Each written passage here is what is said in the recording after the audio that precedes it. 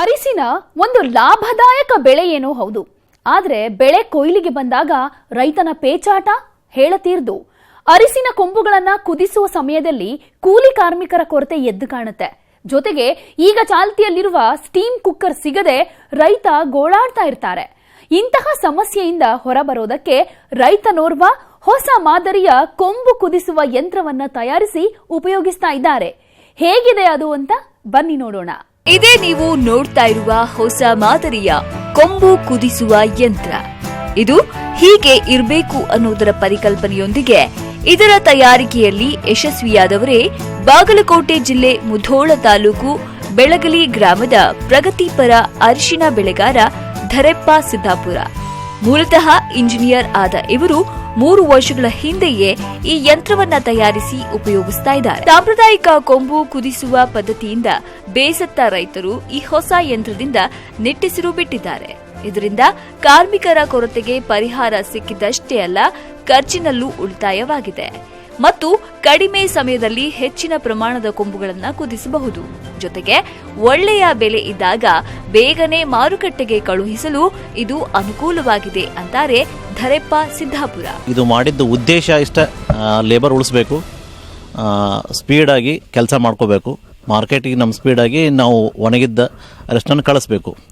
So ಈ ಒಂದು ಯಂತ್ರ ನಾವು ಮಾಡ್ಕೊಳ್ಬೇಕಾದ್ರೆ ನಮ್ಮದೇ ಒಂದು ಟೆಕ್ನಾಲಜಿ, ಕ್ರೂಡ್ ಟೆಕ್ನಾಲಜಿಯಿಂದ ನಾವು ಮಾಡ್ಕೊಂಡಿದ್ದೀವಿ. ಸೊ ಇದರಲ್ಲಿ ಏನು ಉಳಿತಾಯಪ್ಪ ಅಂದರೆ, ಒಂದೇದು ಈ ಅರಿಶಿನ ಹಡ್ಡಿದ ನಂತರ ಡೈರೆಕ್ಟಾಗಿ ನಾವು ಟ್ರಾಲಿಗೆ ಲೋಡ್ ಮಾಡ್ತೀವಿ. ಲೋಡ್ ಮಾಡಿದ ನಂತರ ಇಲ್ಲೊಂದು ಜಾಳ್ಗಿ ಮ್ಯಾಶ್ ಮಾಡ್ಕೊಂಡಿದ್ದೀವಿ. ಅದೇ ಸೇಮ್ ಕೆಪಾಸಿಟಿ ಜಾಳ್ಗಿ ಮಾಡ್ಕೊಂಡು ಅದರಲ್ಲಿ ತಂದು ಡಂಪ್ ಮಾಡ್ತೀವಿ. ಅದನ್ನು ಸೀದಾ ನಮ್ಮ ಬಾಯ್ಲರ್ಗೆ ಹಾಕ್ತೀವಿ. ಬಾಯ್ಲರ್ದಿಂದ ಖುದ್ದು ಅರಿಶಿನ ನಮ್ಮ ಟ್ರಾಲಿಗೆ ಹಾಕ್ಕೊಂಡು ನಮ್ಗೆ ಎಲ್ಲಿ ಬೇಕಲ್ಲ, ಎಲ್ಲಿ ಜಾಗ ಒಣಗಿಸಬೇಕಾದ ಜಾಗ ಇಲ್ಲ, ಆ ಜಾಗಕ್ಕೆ ಹೋಗಿ ಡಂಪ್ ಮಾಡ್ತೀವಿ. ಸೊ ಇದು ಸಿಂಪಲ್, ಈ ಪ್ರೊಸೆಸ್ ಇಟ್ಕೊಂಡು ನಾವು ಮಾಡಿದ್ವಿ. ಉದ್ದೇಶ ಇಷ್ಟೇ ಅಂದರೆ ಸಾಕಷ್ಟು ಲೇಬರ್ ಉಳಿತೀವಿ. ಪರ್ ಡೇ ಹತ್ರ ನಾವು ಬೇರೆ ಕುಕ್ಕರ್ಗೆ ಅದ್ರ ಸಲುವಾಗಿ ನಾವು ಕಾಯಬೇಕು, ಅದಕ್ಕೆ ದುಡ್ಡು ಹಾಕಬೇಕು. ಹತ್ರ ಇದನ್ನೆಲ್ಲ ನೋಡಿದರೆ ಲೇಬರ್ ಸೇವಿಂಗ್, ಕಾಸ್ಟು, ಆಮೇಲೆ ಸ್ಪೀಡಾಗಿ ನಾವು ಮಾರ್ಕೆಟ್ನ ಅಪ್ರೋಚ್ ಮಾಡ್ಬೋದು, ಮಾರ್ಕೆಟ್ ಕ್ಯಾಚ್ ಮಾಡ್ಬೋದು ಅಂತ ಇದನ್ನು ಮಾಡಿದ್ದೀವಿ. ಪರ್ ಡೇ ಒಂದು ಎಕರೆ ತನಕ ನಾವು ಬಾಯ್ಲ್ ಮಾಡ್ಬೋದು. ಒಂದು 10 ಎಕರೆ ಮೇಲ್ಪಟ್ಟಿದ್ದವ್ರು ಇಂಥ ಮಷೀನ್ ಮಾಡ್ಕೊಳ್ಳೋದು ಯೋಗ್ಯ ಅಂತ ನನಗೆ ಅನ್ನಿಸ್ತದೆ. ಅಂದರೆ 10 ದಿವಸದಲ್ಲಿ ನಾವು ಇದನ್ನು ಆಲ್ಮೋಸ್ಟ್ ಕಂಪ್ಲೀಟ್ ಮಾಡ್ಬೋದು, ಒಂದು 10 ಎಕರೆನ. ಇದು ನಾವು ಕಳೆದ 3 ವರ್ಷದಿಂದ ಇದನ್ನು ನಾವು ಸತತ ಉಪಯೋಗ ಮಾಡ್ತಾ ಇದ್ದೀವಿ. ನಾವು ನಮ್ಮ ಜೊತೆ ನಮ್ಮ ಸಹೋದರರು ಎಲ್ಲರೂ ಇದನ್ನು ಉಪಯೋಗ ಮಾಡ್ತಾ ಇದ್ದೀವಿ. ನಾವು ಇದಕ್ಕೆ ಇನ್ವೆಸ್ಟ್ಮೆಂಟ್ ಮಾಡಿದ್ದು $1.5 ಲಕ್ಷ ಇನ್ವೆಸ್ಟ್ಮೆಂಟ್ ಮಾಡಿದ್ವಿ. ಹತ್ರ ಇನ್ನು ಲೇಬರ್ ಚಾರ್ಜು ಅದು ಇದು ಸೇರಿಕೊಂಡು ಒಂದು $2 ಲಕ್ಷ ತನಕ ಆಗಿದೆ. ಯಾಕಂದರೆ ಈ ಕೆಳಗಿನ ಕನ್ಸ್ಟ್ರಕ್ಷನ್ ವರ್ಕು ಅದು ಸೇರಿಕೊಂಡು ಒಂದು $2 ಲಕ್ಷ ತನಕ ಇನ್ವೆಸ್ಟ್ಮೆಂಟ್ ಆಗಿದೆ. ಬಟ್ ಇದು ಲಾಂಗ್ ಲೈಫ್. ಇದರಲ್ಲಿ ಇನ್ನೇನಪ್ಪ ಮೇಂಟೆನೆನ್ಸ್ ಏನು ಹೇಳಬೇಕಂದ್ರೆ, ಇದರಿಂದ ಕೆಳಗಿನ ತಳ ಒಂದು 2 ರಿಂದ 3 ವರ್ಷಕ್ಕೊಂದು ಸಾರಿ ತಳ ತೆಗೆದು ಹಾಕಬೇಕಾಗತ್ತೆ. ಅದು ಹಾರ್ಡ್ಲಿ ಇಟ್ಸ್ ಅಬೌಟ್ ಒಂದು $10,000 ತನಕ ಬರುತ್ತೆ. ಬಿಟ್ಟರೆ ಮಿಕ್ಕಿದೇನು ಮೇಂಟೆನೆನ್ಸ್ ಏನೇನು ಇಲ್ಲ ಇದರಲ್ಲಿ. ಬೇರೆದವ್ರದ್ದು ನಾವು ಬಾಡಿಗೆ ತಂದು ಅದನ್ನು ನಾವು ಹಾಕ್ಕೊಂಡು ಇದು ನೋಡೋದಕ್ಕಿಂತ ನಮ್ಮದೇ ಅದು ಇರ್ತದೆ. ನಾವು ಯಾವ ಬೇಕಾದಾಗ ನಾವು ಇದನ್ನು ಉಪಯೋಗ ಮಾಡಬೇಕು. ಈ ಯಂತ್ರಕ್ಕೆ ರೈತರು ಅಂದಾಜು $2 ಲಕ್ಷ ಖರ್ಚು ಮಾಡಿದ್ದಾರೆ. ಕೊಂಬು ಕುದಿಸುವ ಈ ಜಾಲರಿ ಸುಮಾರು 15 ಕ್ವಿಂಟಾಲ್ ಸಾಮರ್ಥ್ಯ ಹೊಂದಿದೆ. ಪ್ರತಿ ಗಂಟೆಗೆ 15 ಕ್ವಿಂಟಾಲ್ನಂತೆ ದಿನದಲ್ಲಿ ಅಂದಾಜು 15 ಟನ್ ಅರಿಶಿನವನ್ನ ಕುದಿಸಿ ಒಣಗಲು ಹಾಕಬಹುದು. ಅಂದ್ರೆ 1 ಎಕರೆಯಲ್ಲಿ ಸಿಗುವ ಹಸಿ ಅರಿಶಿನ 1 ದಿನದಲ್ಲಿ ಮುಗಿಯುತ್ತೆ. ಸಮಯದ ಉಳಿತಾಯ, ಕೂಲಿ ಕಾರ್ಮಿಕರ ಮೇಲಾಗ್ತಿದ್ದಂತಹ 80% ಹಣದ ಉಳಿತಾಯದ ಜೊತೆಗೆ ಇದರಲ್ಲಿ ಯಾವುದೇ ಅಡೆತಡೆ ಇಲ್ಲದೆ ಸುಲಭವಾಗಿ 3-4 ಆಳುಗಳಿಂದ ಕೆಲಸ ನಿರ್ವಹಿಸಬಹುದು. ಹೀಗಾಗಿ ದೊಡ್ಡ ರೈತರಿಗೆ ಇಂತಹ ಯಂತ್ರ ಒಂದು ವರ ಅಂತಾರೆ ಈ ಭಾಗದ ಸಹಾಯಕ ಕೃಷಿ ಅಧಿಕಾರಿ ಶ್ರೀಶೈಲ್ ತಟ್ಟಿಮನಿ. ಈ ಒಟ್ಟಾರೆ ಇದನ್ನ ನೋಡಂತಲೇ ಇವು ಸ್ಥಳೀಯವಾಗಿ ಇವರು ಸುಮಾರು 3 ಜನ ಲೇಬರ್ ಆದ್ರೆ ಸಾಕು, ಗಂಡು ಲೇಬರ್. ಮತ್ತು ಬೇರೆ ಟ್ಯಾಕ್ಟರ್ ಕುಕ್ಕರ್ ಕಂಪ್ಯಾರಿಸನ್ ಮಾಡಿದರೆ ಟ್ಯಾಕ್ಟರ್ ಕುಕ್ಕರ್ನಾಗ ಸುಮಾರು 7 ರಿಂದ 7 ಲೇಬರ್, ಕನಿಷ್ಠ ಗಂಡಾಳು 5 ರಿಂದ 7 ಲೇಬರ್ ಬೇಕು. ಹೆಣ್ಣಾಳು ಸುಮಾರು ಒಂದು 5 ಲೇಬರ್ ಬೇಕು. ಒಟ್ಟಾರೆ ಕಾಸ್ಟ್ ಲೆಕ್ಕ ತೆಗೆದ್ರೆ ಒಂದು $3,500 ಲೇಬರ್ ಚಾರ್ಜ್ ಪ್ಲಸ್ ಅದು ಕುಕ್ಕರ್ದೆಲ್ಲ ಸೇರಿ ಸುಮಾರು ಒಂದು $5,000 ರಿಂದ $6,000 ಕುಕ್ಕರ್ದು ಟ್ಯಾಕ್ಟ್ರಲ್ಲಿ ಕುದಿಸೋ ಕುಕ್ಕರ್ಗೆ ಅಂದಾಜು ವೆಚ್ಚ ಆಗುತ್ತೆ. ಸ್ಥಳೀಯವಾಗಿ ಇವರು ತಯಾರು ಮಾಡಲ್ಪಟ್ಟ ಈ ಒಂದು ತಾಂತ್ರಿಕತೆಯಿಂದ ಇದು ಒಂದೇನು ನಮಗೆ ಪರಕ್ ಅನಿಸ್ತೈತೆ ಅಂತಂದ್ರೆ, ಸುಮಾರು ಇವರು ಏನು ರೆಡಿ ಮಾಡ್ಯಾರಲ್ಲ, 1 ಎಕರೆ 20 ರಿಂದ 25 ಕ್ವಿಂಟಲ್ ಒಂದು ದಿವಸಕ್ಕೆ ನಾವು ಪ್ರೊಸೆಸಿಂಗ್ ಮಾಡ್ಬೋದು. ಇದನ್ನ ಸ್ಟೀಮ್ ಮಾಡಿ ಹೊರಗೆ ಹಾಕಿ ಹರಡ್ಬೋದು. ಆದರೆ ಟ್ಯಾಕ್ಟ್ರಿಂದ ಮಾಡಿದ್ದಾದ್ರೆ ಲೇಬರ್ ಹೆಚ್ಚಬೇಕು, ಕಾಸ್ಟು ಹೆಚ್ಚಾಕತಿ. ಈ ಥರ ಪ್ರತಿಯೊಬ್ಬರು ಮಾಡ್ಕೊಂಡ್ರೆ ಇದು ರೈತರಿಗೆ ಒಳ್ಳೆಯದು. ಯಾಕಂದ್ರೆ 3 ಜನದಾಗ 1 ಎಕರೆನ ಪೂರ್ತಿ ಕಂಪ್ಲೀಟ್ ನಾವು ಕುದಿಸಿ ಸ್ಟೀಮ್ ಮಾಡಿ ಹೊರಗೆ ತೆಗಿಬೋದು. ಈಗ ಕೇವಲ ಅವ್ರ ಮನ್ಯಾನವ್ರು ಒಬ್ಬರು 1-2 ಲೇಬರ್, 3 ಜನ ಅಂದರೆ 2 ಲೇಬರ್. ಅವ್ರ ಕಾಸ್ಟ್ 600 ರೂಪೀಸ್ 1 ಡೇಗೆ. 80% ಇದು ನಾವು ಖರ್ಚು ಉಳಿಸ್ಬೋದು ಈ ಸ್ಥಳೀಯ ತಾಂತ್ರಿಕೆಯನ್ನು ಯೂಸ್ ಮಾಡಿದರೆ. 100% ಅಲ್ಲೇ ಟ್ಯಾಕ್ಟರ್ ಮೌಂಟೆಡ್ ಕುಕ್ಕರಿಗೆ ಕೊಡೋದಾದ್ರೆ ರೈತರಿಗೆ ಹೊರೆ ಆಕತಿ. ಆ ಹೊರೆ 80% ಕಡಿಮೆ ಆದರೆ 20% ಮತ್ತು 80% ಉಳಿದ ಬರೀ 20% ಖರ್ಚಾದ್ರೆ ರೈತರಿಗೆ ಅನುಕೂಲ ಆಕತಿ ಅಂತೇಳಿ ನನ್ನ ಅಭಿಪ್ರಾಯ. ಒಟ್ಟಾರೆ ಸಾಂಪ್ರದಾಯಿಕ ಕೊಂಬು ಕುದಿಸುವ ವಿಧಾನದಿಂದ ಹೆಚ್ಚು ತೊಂದರೆಗೆ ಒಳಗಾಗ್ತಿದ್ದಂತಹ ಇಂಜಿನಿಯರ್ ಕಂ ಪ್ರಗತಿಪರ ಅರಿಶಿನ ಬೆಳೆಗಾರ ಧರೆಪ್ಪ ಸಿದ್ದಾಪುರ ಹೊಸದೊಂದು ಯಂತ್ರವನ್ನ ತಾವೇ ಅಭಿವೃದ್ಧಿಪಡಿಸಿ ಅದರಿಂದ ಹೆಚ್ಚು ಪ್ರಯೋಜನ ಪಡೆದುಕೊಳ್ತಾ ಇರೋದು ನಿಜಕ್ಕೂ ಮೆಚ್ಚುವಂತದ್ದು. ಡಿಪ್ಲೊಮೊ ಎಲೆಕ್ಟ್ರಿಕಲ್ ಪದವೀಧರ ಆದ್ರೆ ಬದುಕು ಕಟ್ಕೊಂಡಿದ್ದು ಮಾತ್ರ ಒಕ್ಕಲುತನದಲ್ಲಿ. ಇಂದು ಈ ಭಾಗದ ಪ್ರಗತಿಪರ ರೈತರಲ್ಲಿ ಒಬ್ಬ. ರಾಸಾಯನಿಕ ಗೊಬ್ಬರ ಮತ್ತು ಔಷಧಿಯ ಬಳಕೆ ಈತನಿಗೆ ಗೊತ್ತೇ ಇಲ್ಲ. ಹೌದು, ಇಂದು ನೈಸರ್ಗಿಕ ಕೃಷಿಯಲ್ಲಿ 10 ಬೆಳೆಗಳನ್ನ ಬೆಳೆಯುತ್ತಾ ಉತ್ತಮ ಆದಾಯವನ್ನ ಗಳಿಸ್ತಾ ಇದ್ದಾರೆ. ಇತ್ತೀಚಿನ ದಿನಗಳಲ್ಲಿ ಕೃಷಿ ಲಾಭದಾಯಕವಲ್ಲ ಅನ್ನೋ ಅಭಿಪ್ರಾಯಕ್ಕೆ ಬರ್ತಿದೆ ರೈತಾಪಿ ವರ್ಗ. ಹೀಗಾಗಿ ಯುವ ಜನತೆ ಕೂಡ ಕೃಷಿಯ ಸಹವಾಸ ಬೇಡ ಅಂತ ಮಹಾನಗರಗಳತ್ತ ಮುಖ ಮಾಡ್ತಿದೆ. ಆದ್ರೆ ಬೆಳಗಾವಿ ಜಿಲ್ಲೆ ಸವದತ್ತಿ ತಾಲೂಕಿನ ಕಡವಿ ಗ್ರಾಮದ ಯುವಕ ಸಂತೋಷ್ ಕಿತ್ತೂರ ನೈಸರ್ಗಿಕ ಕೃಷಿ ಪದ್ಧತಿಯ ಮೂಲಕ ಗಮನ ಸೆಳೆಯುತ್ತಿದ್ದಾರೆ. ಡಿಪ್ಲೊಮೊ ಎಲೆಕ್ಟ್ರಿಕಲ್ ಪದವೀಧರರಾದ ಸಂತೋಷ್ ಗುಜರಾತ್ನಲ್ಲಿ ಕೆಲಕಾಲ ಉದ್ಯೋಗದಲ್ಲಿದ್ರು. ಆದ್ರೆ ಅದೇನೋ ಕೃಷಿಯ ಸೆಳೆತ, ನಿಸರ್ಗಕ್ಕೆ ಹತ್ತಿರವಾಗಿ ಬದುಕುವ ಆಸೆ. ಹೀಗಾಗಿ ಕೆಲಸಕ್ಕೆ ಗುಡ್ ಬೈ ಹೇಳಿ ಊರು ಸೇರ್ತಾರೆ. ಕೃಷಿಗೆ ಕಾಲಿಟ್ಟ ಪ್ರಾರಂಭದ ದಿನಗಳಲ್ಲಿ ಸಂತೋಷ್ಗೆ ಅನೇಕ ಸವಾಲುಗಳು ಎದುರಾಗಿದ್ವು. ಅವುಗಳೆಲ್ಲವನ್ನ ಮೆಟ್ಟಿ ನಿಂತು ಕೃಷಿ ಮಾಡ್ತಿರುವಾಗಲೇ ಅವರನ್ನ ಸೆಳೆದಿದ್ದು ಪಾಳೇಕರ್ ಪದ್ಧತಿ, ಅಂದ್ರೆ ಶೂನ್ಯ ಬಂಡವಾಳದ ನೈಸರ್ಗಿಕ ಕೃಷಿ. ಶೂನ್ಯ ಬಂಡವಾಳ ನೈಸರ್ಗಿಕ ಕೃಷಿ ಅಂತ ಹೇಳ್ತಿದ್ರು. ಅದ್ರದ್ದು ಬಗ್ಗೆ ನಮಗೆ ತಿಳುವಳಿಕೆ ಬಂದಾಗ ಅದರಲ್ಲಿ ಏನಿತ್ತಪ್ಪ ಅಂತಂದ್ರೆ ಒಂದು ಕಾನ್ಸೆಪ್ಟ್, ನಮ್ದು ಹಳೆ ಪದ್ಧತಿ ಏನು ಸಾವಿರಾರು ವರ್ಷದಿಂದ ರೈತರು ಮಾಡ್ಕೊಂಡು ಬಂದಿದ್ರು, ಅನುಭವದಿಂದ ಮಾಡ್ಕೊಂಡು ಬಂದಿದ್ರು.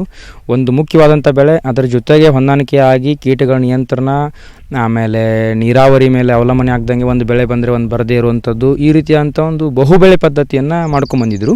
ಅದನ್ನು ಮಾನ್ಯ ಸುಭಾಷ್ ಪಾಳೇಕರ್ ಅವರು ಏನು ಮಾಡಿದ್ರು, ಒಂದು ವ್ಯವಸ್ಥಿತವಾದಂಥ ಪದ್ಧತಿನಲ್ಲಿ ಇವತ್ತಿನ ಜನಕ್ಕೆ ಯಾವ ರೀತಿ ಬೇಕು ಅದನ್ನು ಅವರ ಶೂನ್ಯ ಬಂಡವಾಳ ನೈಸರ್ಗಿಕ ಕೃಷಿಯಲ್ಲಿ ತಿಳಿಸ್ಕೊಟ್ರು. ಇವತ್ತು ಅದನ್ನು ಅವರು ಸುಭಾಷ್ ಪಾಳೇಕರ್ ನೈಸರ್ಗಿಕ ಕೃಷಿ ಅಂತಾನು ಹೇಳ್ತಾ ಇದ್ದಾರೆ, SPNF ಅಂತ.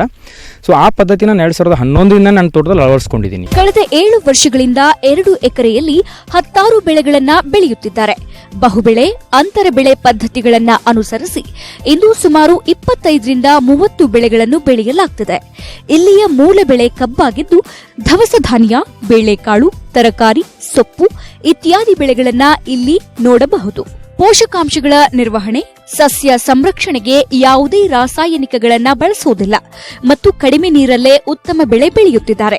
ಭೂಮಿಯ ಸತ್ವವನ್ನ ಕಾಪಾಡುವುದು ಮತ್ತು ನೀರು ಆವಿಯಾಗಿ ಹೋಗದಂತೆ ಸೂಕ್ತ ಕ್ರಮಗಳನ್ನ ಅಳವಡಿಸುವುದು ನೈಸರ್ಗಿಕ ಕೃಷಿಯಲ್ಲಿ ಬಹುಮುಖ್ಯ ಅಂತಾರೆ ಸಂತೋಷ್ ಕಿತ್ತೂರ. ಇವತ್ತು ನನ್ನ ಈ ತೋಟದಲ್ಲಿ ನಾನು ಒಂದು 5 ಎಕರೆ ಜಾಗದಲ್ಲಿ 5 ಎಕರೆ ನಂದು ಕಂಪ್ಲೀಟ್ ಭೂಮಿ ಇದೆ. ಅದರಲ್ಲಿ ನಾನೊಂದು 2 ಎಕರೆನಲ್ಲಿ ಈಗ ವಿವಿಧ ಬೆಳೆಗಳನ್ನು ಮಾಡ್ಕೊಂಡಿದ್ದೀನಿ.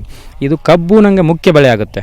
ಸೊ ಒಂದೇ ಬೆಳೆ ಮೇಲೆ ಜಾಸ್ತಿ ಅವಲಂಬನೆ ಬೇಡ ಅನ್ನೋ ಉದ್ದೇಶಕ್ಕೆ ಏನು ಮಾಡಿದ್ದೀನಿ, ವಿವಿಧ ಬೆಳೆಗಳನ್ನು ಬೆಳ್ಕೊಂಡಿದ್ದೀನಿ. ಇದರಲ್ಲಿ ವಿವಿಧ ಬೆಳೆ ಅಂತ ನೀವು ನೋಡಿದಿರಿ ಸಾಕಷ್ಟು. ಈಗ ಇದರಲ್ಲಿ ಬೆಳೆಗಳಲ್ಲಿ ಒಂದು 28ರಿಂದ 30 ಥರದ ಬೆಳೆಗಳಿದೆ. ಸೊ ಇದರಲ್ಲಿ ಭೂಮಿಯ ಸತ್ವವನ್ನು ಮೊದಲು ಹೆಚ್ಚು ಮಾಡುವಂಥದ್ದು ಒಂದು, ನೀರಿನ ಆವಿಯನ್ನು ಕಡಿಮೆ ಮಾಡುವಂಥದ್ದು ಒಂದು.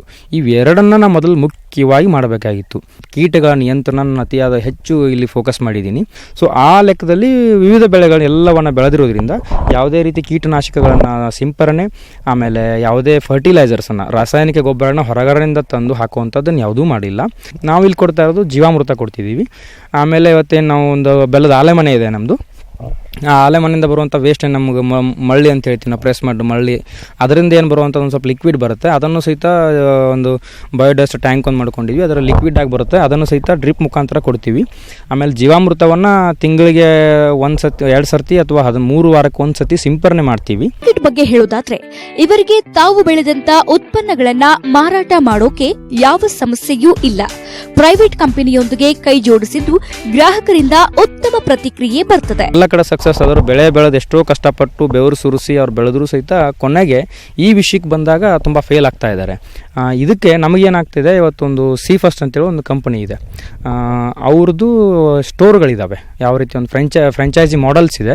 ಅದರಲ್ಲಿ ನಮಗೂ ಸಹಿತ ಒಂದು ಶಾಪಿಗೆ ಅವರು ಪ್ರಮೋಟ್ ಮಾಡಿದರು. ಯಾಕಂದ್ರೆ ಒಂದು ಅದ್ರ ಜೊತೆಗೆ ಒಂದು ಕೃಷಿ ಜೊತೆಗೆ ಒಂದು ಆದಾಯ ಇರಲಿ ಅಂತೇಳಿ ಆ ಶಾಪ್ಗಳಲ್ಲಿ ನಮ್ಮ ವಸ್ತುಗಳನ್ನ ಮಾರಕ್ಕೆ ನಮಗೆ ಸಂಪೂರ್ಣ ಅಧಿಕಾರನ ಕೊಟ್ಟಿದ್ದಾರೆ.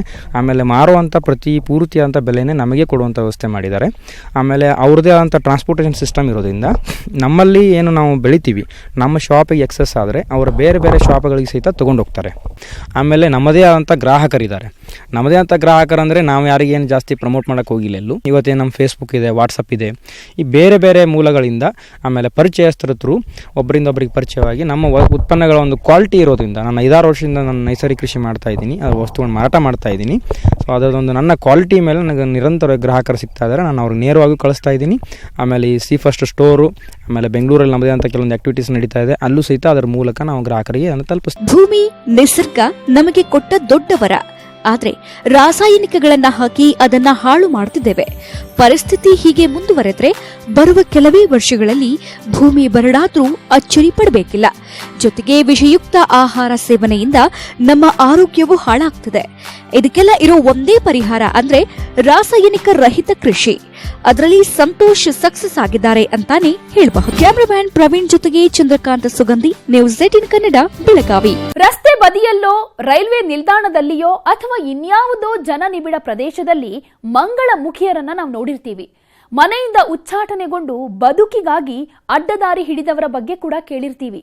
ಆದರೆ ಇಲ್ಲೊಂದಿಷ್ಟು ಮಂಗಳ ಮುಖಿಯರು ಕೃಷಿ ಕಾಯಕದಲ್ಲಿ ತೊಡಗುವ ಮೂಲಕ ಸಮಾಜದ ಮೆಚ್ಚುಗೆಗೆ ಕಾರಣವಾಗಿದ್ದಾರೆ.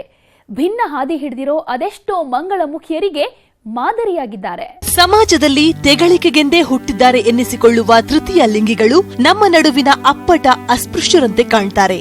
ಜನರು ಸದಾ ಆಡಿಕೊಳ್ಳುವ ಈ ವರ್ಗದಲ್ಲಿನ ಜನರು ಇಂದು ತಾವು ಸಹ ಯಾರಿಗೂ ಕಮ್ಮಿ ಇಲ್ಲ ಅನ್ನುವಂತೆ ಸಾಧನೆಯ ಹಾದಿಯನ್ನ ಹುಡುಕಿಕೊಂಡಿದ್ದಾರೆ. ಚಿಕ್ಕಮಗಳೂರು ಜಿಲ್ಲೆ ಹೇಳಿಕೇಳಿ ಮಲೆನಾಡು.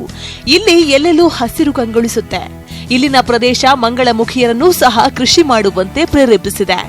ಇವರು ತರೀಕೆರೆ ತಾಲೂಕಿನ ಹುಲಿತಿಮ್ಮಾಪುರ ಗ್ರಾಮದಲ್ಲಿ ಸಾಮೂಹಿಕವಾಗಿ ಒಕ್ಕಲುತನದಲ್ಲಿ ತೊಡಗಿಸಿಕೊಂಡಿದ್ದಾರೆ. ಗುತ್ತಿಗೆ ಪಡೆದ 4 ಎಕರೆ ಭೂಮಿಯಲ್ಲಿ 6 ಜನ ಮಂಗಳಮುಖಿಯರು ರೈತ ಕುಟುಂಬದಂತೆ ಬದುಕ್ತಾ ಇದ್ದಾರೆ.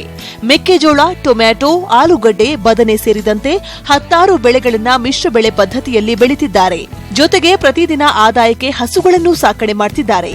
ನಮ್ಮ ಸಮುದಾಯದವರು ಅಂಜು ಅಂತ, ಅವರು ಆಲ್ರೆಡಿ ಅವ್ರ ತಂದೆಯಿಂದ ಅವರು ಫ್ಯಾಮಿಲಿಯಿಂದ ಒಂದು ಎಕರೆ ಜಮೀನು ಕೊಟ್ಟಿದ್ರು.